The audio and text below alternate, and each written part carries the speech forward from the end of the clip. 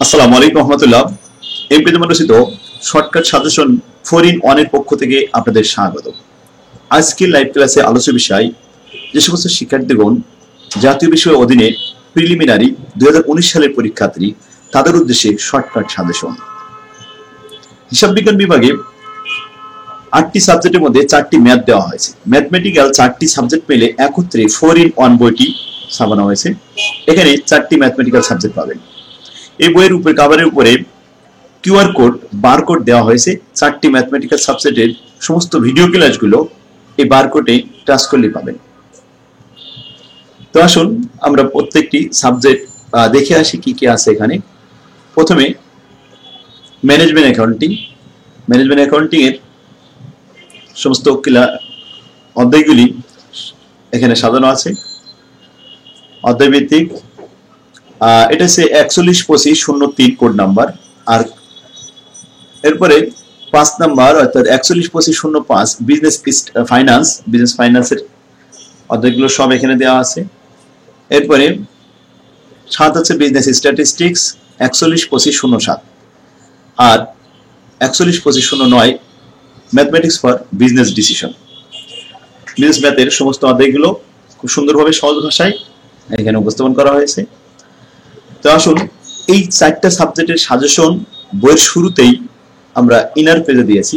এই suggestion with solution 2019 masters preliminary হিসাব বিজ্ঞান বিভাগ 4-in-1 রচনা সম্পাদনা MK. Zaman, professors from publication, Dhaka. দ্বিতীয় পেজে আমাদের মূল্য দেওয়া হয়েছে 650।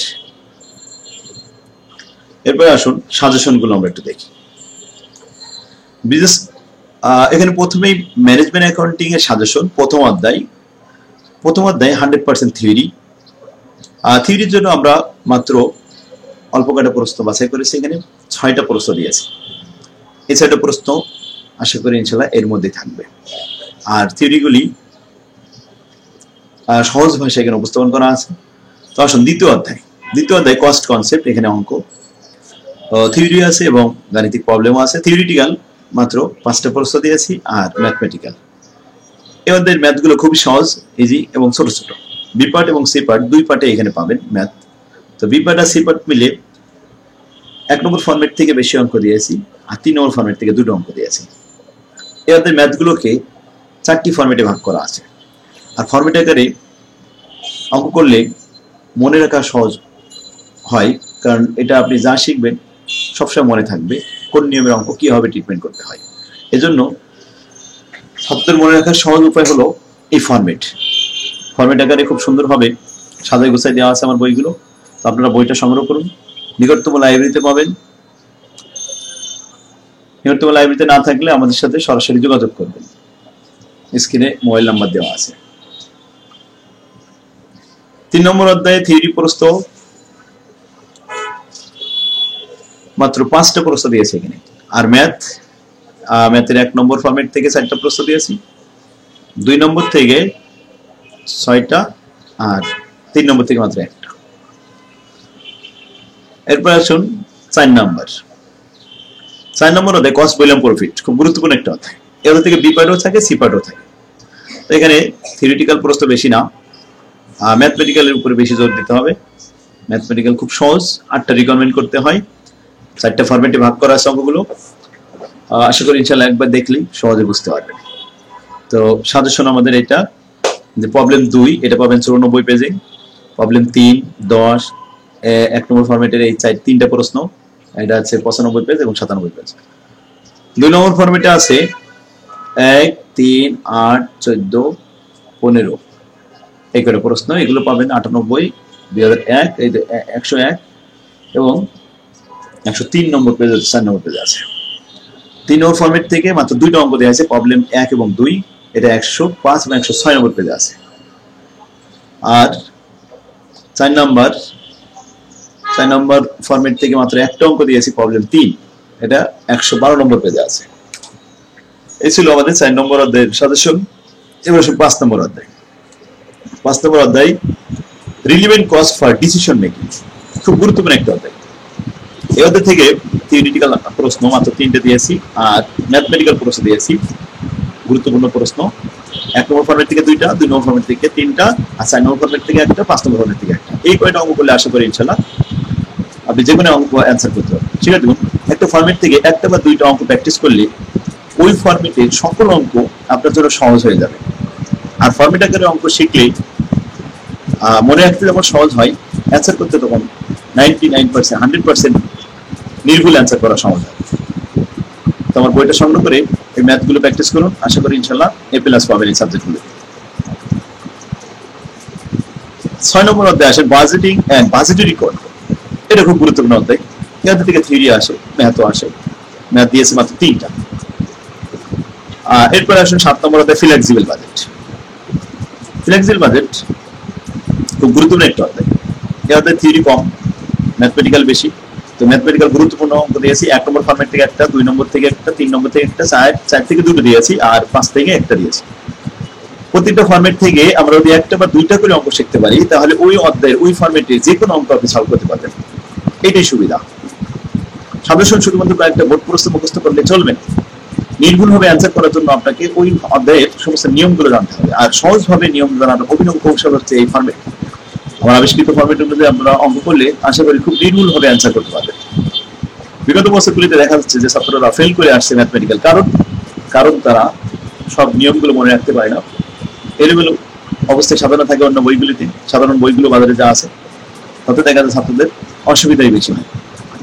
তো আমার বইটা সংগ্রহ করুন, নিকটতম লাইব্রেরিতে পাবেন। আর নাহলে স্ক্রিনে যে নাম্বারটি আছে, নাম্বারে আমাদের সাথে যোগাযোগ করলে আমরা কুরিয়ারে পাঠিয়ে দেবো একই খরচে। আলহামদুলিল্লাহ। এরপর আসুন 8 নম্বর অধ্যায় স্ট্যান্ডার্ড কস্টিং। স্ট্যান্ডার্ড কস্টিং খুব গুরুত্বপূর্ণ একটা। এটা লাস্ট অধ্যায় ম্যানেজমেন্ট অ্যাকাউন্টিং। এখান থেকে আপনার বিপার্ট সিপার্ট 2 জায়গায় প্রশ্ন আসবে। থিওরিটিক্যাল প্রশ্ন মাত্র 2টা প্রশ্ন দিয়েছি, এই 2টা পড়লেই হবে। আর ম্যাথমেটিক্যাল প্রশ্ন ম্যাক্সিমাম চেষ্টা করবেন যে ম্যাথমেটিক্যাল অ্যান্সার করবেন। ঠিক আছে, প্রশ্নের কাঠামো ক বিভাগে 12টা প্রশ্ন থাকবে, 10টা চয়েস করতে হবে, 10-এ 10, 1 করে নাম্বার থাকবে, এক কথায় অ্যান্সার করতে হবে। এগুলো আমি প্রথমে বই শুরুতে যে প্রশ্নগুলো দিয়েছি, এই কয়টা প্রশ্ন পড়লে আশা করি ইনশাআল্লাহ এই সাবজেক্টের বিরিপ কোয়েশ্চেন গুলো কভারের জন্য আপনার ক্লিয়ার হয়ে যাবে। খ বিভাগে 8টা প্রশ্ন দেওয়া থাকবে। 8টা প্রশ্নের ভিতরে ম্যানেজমেন্ট অ্যাকাউন্ট থেকে 6টা বা 7টা ম্যাথ দেওয়া থাকবে। তো ম্যাথমেটিক্যাল অ্যান্সার করতে হয় মাত্র 5টা। তো যদি আপনি 5টা ম্যাথ অ্যান্সার করতে পারেন, তাহলে থিওরিটিক্যাল আর প্রয়োজন হবে না। কারণ 5টা যে কোনো 5টা প্রশ্ন অ্যান্সার করলে হবে। তো 6টা বা 7টা ম্যাথ থাকবে, ম্যাথগুলো অ্যান্সার করলে নাম্বার কারেক্ট আসবে। আর নির্ভুলভাবে অ্যান্সার করার জন্যই আমার বইটা সংগ্রহ করতে হবে। এরপর আসুন সি পার্টে 8টা প্রশ্নের ভিতরে 6টা বা 7টা ম্যাথ থাকবে। এখানে 5টা অ্যান্সার করতে হবে। 5টা ম্যাথ অ্যান্সার করলে থিওরি আর লেখা লাগবে না। থিওরিতে নাম্বার কম আসে, ম্যাথমেটিক্যাল নাম্বার বেশি আসে। বিগত সালে যারা ফেল করেছে তারা হয়তো শুধুমাত্র থিওরি করে নির্ভর হয়ে গেছিল, আর তার পাশাপাশি হয়তো একটা বোর্ড প্রশ্ন দেখে গেছে বা একটা প্রশ্ন মুখস্থ করে গেলে নির্ভুলভাবে অ্যান্সার করা যায় না। তো আমার বইটা সংগ্রহ করুন আর ফরম্যাট আকারে অঙ্কগুলো আয়ত্ত করুন। অল্প টাইমের ভিতরে ইনশাআল্লাহ সিলেবাস শেষ করতে পারবেন। আর আমার সাথে যোগাযোগ করুন, আপনাদের যতটুকু পারে আমি হেল্প করবো ইনশাআল্লাহ। লাইভ ক্লাসে আমরা রাত্রে ক্লাস নিয়ে থাকি। লাইভ ক্লাসে জয়েন করুন, নিয়মিত ক্লাসে থাকলে ইনশাআল্লাহ ভালো করতে পারবে। একটা বছর লস হয়ে যা অনেক ক্ষতিকর। যাদের খারাপ হয়ে গেছে ছাত্ররা, তারা 1 বছর লস করে এখন বুঝতে পারছে। তো আসুন আমরা ম্যানেজমেন্ট অ্যাকাউন্টিং এর সাজেশন দেখলাম। তো এরপরেই ম্যানেজমেন্ট বিজনেস স্ট্যাটিস্টিক্স এরও সাজেশন দেওয়া আছে। এটা আমরা আগামী দিন দেখবো আবার। তো ম্যানেজমেন্ট অ্যাকাউন্টিং এর যে বোর্ড প্রশ্নগুলো আছে আমরা ওইগুলো একটু দেখে আসি আজকে ক্লাসে আমরা শুধু ম্যানেজমেন্ট নিয়ে আলোচনা করি।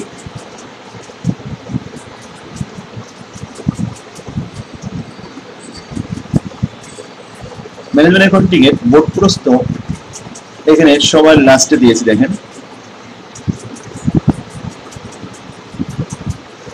বিগত সালে নতুন সিলেবাসে পরীক্ষা হয়েছে শুধুমাত্র 18 সাল। প্রিলিমিনারি 2018, এটা আছে নতুন সিলেবাসের প্রশ্ন। এটা আমরা আগে দেখি, তারপরে আমরা অন্যগুলো দেখবো। কারণ ওই কোয়ালিটির অনার্সে পরীক্ষা হয়েছিল, এটা অনার্সে ছিল এই সিলেবাসটা, সে অনুযায়ী দেওয়া হয়েছে। দেখুন প্রশ্নটা হলো এটা, জাতীয় বিশ্ববিদ্যালয়ের প্রশ্ন ও সমাধান। বিবিএস প্রথম পর্ব প্রিলিমিনারি পরীক্ষা 2018 অনুষ্ঠিত হয়েছে 21 সালে। হিসাব বিজ্ঞান নতুন সিলেবাস অনুযায়ী কোড নাম্বার 412503 ম্যানেজমেন্ট অ্যাকাউন্টিং। সময় ছিল 4 ঘন্টা। এখানে আপনার থিওরিটিক্যাল প্রশ্নগুলো ইংলিশ এবং বাংলায় যে কোনো ভার্সনে আপনি লিখতে পারেন, ডুয়েল ভার্সনে। প্রথমে ক বিভাগে প্রশ্ন দেওয়া আছে 12টি, এখান থেকে চয়েস করতে হবে আপনার মাত্র 10টি, 10 মার্ক। খ বিভাগে প্রশ্ন ছিল 8টি, এর মধ্যে 5টি ম্যাথ ছিল আর 3টি থিওরিটিক্যাল প্রশ্ন ছিল। থিওরিগুলো আপনারা বাংলায় লিখতে পারবেন। অনেক বইতেই এখানে ইংলিশে দেওয়ার কারণে ছাত্ররা বুঝতে পারেনি যে কেমন হয়। এখন আসুন, প্রশ্নটা দেখলে বুঝতে পারছেন থিওরিটা তাহলে বাংলাও লেখা যাবে, আর যদি কেউ পারে ইংলিশে লিখতে পারবে। আর ইংরেজি অংশ দেখুন যে কথাগুলো লেখা আছে 5টা, এগুলো সব অঙ্ক। এখন গাণিতিক প্রবলেম অঙ্কগুলো সব ইংলিশে লিখতে হবে। ইংরেজি অংশ দেখতে বলছে। গ বিভাগ 5টা প্রশ্নে অ্যান্সার দিলে 5 10 50। আর উপরে খ বিভাগে 5টা প্রশ্নে অ্যান্সার দিতে পারলে আপনার 4 5 20, 4 করে মার্ক থাকবে। আর গ বিভাগে তো দেখলেন 4 করে, এখানে 5 10 50। কোথাও 10 নম্বর 11 নম্বর 12 13 14 15 পর্যন্ত এখানে সব অঙ্ক। 8টা প্রশ্নের ভিতরে 6টা শুধু ম্যাথমেটিক্যাল। তো 5টা অ্যান্সার করতে পারলে 5 10 কে 50 কারেক্ট নাম্বার পেয়ে যাবেন আপনি। থিওরিটিক্যাল প্রশ্ন আছে 2টা, যদি কেউ ম্যাথ একটা না বোঝে তাহলে তার জন্য এক সেট থিওরি লিখবেন, থিওরিতে নাম্বার কম আসে এই জন্য। তো যাক, এখানে 2টা সেট প্রশ্ন আছে, তা থিওরিটিক্যাল প্রশ্নগুলো বাংলায় লিখতে পারবেন।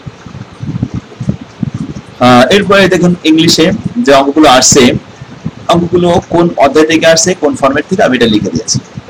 4 নম্বর প্রশ্ন অঙ্কটা আসছে 2 নম্বর চ্যাপ্টার 1 নম্বর ফরম্যাট প্রবলেম 20 আমাদের বই, পেজ নাম্বার 36 আছে। 5 নম্বর এই অঙ্কটি আসছে 4 নম্বর অধ্যায় 2 নম্বর ফরম্যাট 3 নম্বর প্রবলেম এবং 98 পেজ, পেজ নাম্বার 98। 6 নম্বর যে প্রশ্নটা এটা আসছে chapter number 3 format number 1 problem number 8, page number 68। 7 নম্বরে 4 মার্কের যে অঙ্কটা আসছে বি পার্টে, এটা আসছে 5 নম্বর অধ্যায় ফরম্যাট 2 প্রবলেম 7 এবং 172 পেজে পাবেন আমাদের বইয়ের, এই বই 4 in 1 এর বইয়ের। বই কভারটা দেখে দিলাম, এই বই এটা দেখে নেবেন। তো আসুন, এরপরে 8 নম্বর যে অঙ্কটি এটা আসছে 8 নম্বর অধ্যায় ফরম্যাট 1 প্রবলেম 12 পেজ নাম্বার 222। 9 নম্বর অঙ্কটি এটা আসছে 3 নম্বর অধ্যায় 1 নম্বর ফরম্যাট, পেজ নাম্বার 86 তে পাবেন। এরপরে 11 নম্বর প্রশ্নটি চ্যাপ্টার নম্বর 5 format number 6 problem number 4, page number 134। 12 নম্বর অঙ্কটি আসছে 7 নম্বর অধ্যায় ফরম্যাট 4 প্রবলেম 3, পেজ নাম্বার 197। আর 13 নম্বর অঙ্কটি আসছে 4 নম্বর অধ্যায় 3 নম্বর ফরম্যাট প্রবলেম 8, পেজ নাম্বার 109। 14 নম্বর এই অঙ্কটা আসছে 6 নম্বর অধ্যায় 1 number format problem 13, page number 164। 15 নম্বর অধ্যায় 15 নম্বর অঙ্কটি আসছে 8 নম্বর অধ্যায় 1 number format problem 13, page number 223। 16 theory 17 theory. এই ছিল 18 সালের প্রশ্ন। আপনাদের পরীক্ষার্থী আপনারা 19 সাল, এই প্রশ্নগুলো আপনাদের জরুরি না, আপনাদের 1 বছর আগে যেগুলো, তবে পিছনে যে সমস্ত পরীক্ষাগুলো হয়ে গেছে এই সিলেবাসে আগে অনার্সের যে পরীক্ষাগুলো হয়েছিল আমি সেগুলো এখানে দিয়ে দিচ্ছি। এই প্রশ্নগুলো আপনারা দেখতে পারেন, আর এই প্রশ্নগুলো সব সলভ করাই আছে। যেমন এটা আছে প্রিলিমিনারি, এর আগের পুরাতন সিলেবাসে যেটা হতো পরীক্ষা, কোড নাম্বার ছিল 2502। এই প্রশ্নগুলো আমি দিয়েছি যে বিগত সালের প্রশ্ন, এগুলো প্র্যাকটিস করবেন। এটা আমি অঙ্কের সব বইয়ের ভিতরে দিয়ে দিচ্ছি, সাজেশনের ভিতরে, তো এখানে আর দেখা লাগবে না, সাজেশনের কয়টা করলেই হবে ইনশাআল্লাহ। তো ম্যানেজমেন্ট অ্যাকাউন্টিং এ খুব সহজে আপনি A+ পাবেন ইনশাআল্লাহ। আমার বইটা সংগ্রহ করুন। ম্যাক্সিমাম ছাত্ররা গত বছরে যারা আমাদের বই সংগ্রহ করেনি তাদের অনেকেরই ফেল গেছে, আমার সাথে যোগাযোগ করছে, তারা নিতে পারবে বইগুলো এখান থেকে নিয়ে। ঠিক আছে, তো আজকে আমরা ম্যানেজমেন্ট নিয়ে আলোচনা করলাম। আগামী ক্লাসে আমরা পরবর্তী যে আজকে ছিল 412503 কোড নাম্বার ম্যানেজমেন্ট অ্যাকাউন্টিং, আগামী দিন 05 অর্থাৎ বিজনেস ফাইন্যান্স নিয়ে আলোচনা করব। তো ক্লাসটা যদি আপনাদের ভালো লাগে তাহলে শেয়ার করে আপনার টাইম লাইনে রাখুন, গ্রুপ পেজেও আপনারা শেয়ার করে দিতে পারেন, আর চ্যানেলটা সাবস্ক্রাইব করে রাখুন। ঠিক আছে, আমরা ধারাবাহিকভাবে এই অঙ্কগুলো সব ভিডিও করে দিব প্লে লিস্ট করে। আর প্রত্যেকটা ভিডিও পাবেন আপনারা এই বারকোডের ভিতরে। বারকোডে মোবাইলে স্ক্যান দিয়ে টাচ করবেন, এখানে চলে আসবে। ম্যানেজমেন্টের ক্লাস চাইলে আপনারা এটা টাচ করবেন। বিজনেস ফাইন্যান্স এখানে পাবেন, বিজনেস স্ট্যাটিস্টিক্স এবং বিজনেস ম্যাথমেটিক্স। এই তো একের ভিতরে একটা সাবজেক্টের ভিতরে 4টা সাবজেক্ট আছে একসাথে। আপনি নিজেও কিনবেন, আপনার বন্ধুদেরকেও বইটা ক্রয় করার জন্য উৎসাহিত করবেন। তো আজকে এই পর্যন্ত, আগামী ক্লাস দেখার জন্য আহ্বান হলো। আল্লাহ হাফেজ, আসসালামু আলাইকুম।